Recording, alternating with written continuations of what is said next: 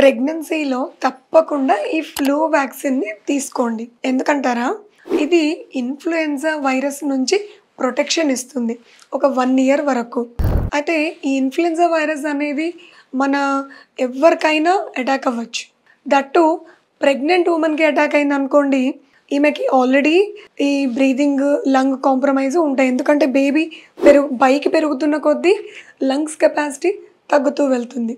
ఇంకొకటి వీళ్ళకి immunity power కూడా రెగ్యులర్ పీపుల్ కంటే కూడా కొంచెం తక్కువగా ఉంటుంది. ఇటువంటి వాళ్ళకి గనక ఈ ఇన్‌ఫ్లుయెన్జా వైరస్ అటాక్ అయితే వీళ్ళకి తొందరగా ఈ లంగ్ పారామీటర్స్ చేంజ్ అవ్వడము, ఫీవర్ అటాక్ అవ్వడము అండ్ వీళ్ళు హాస్పిటలైజ్ అయ్యే అవకాశాలు ఉండడం కూడా ఎక్కువ మిగతా వాళ్ళతో కంపేర్ చేస్తే.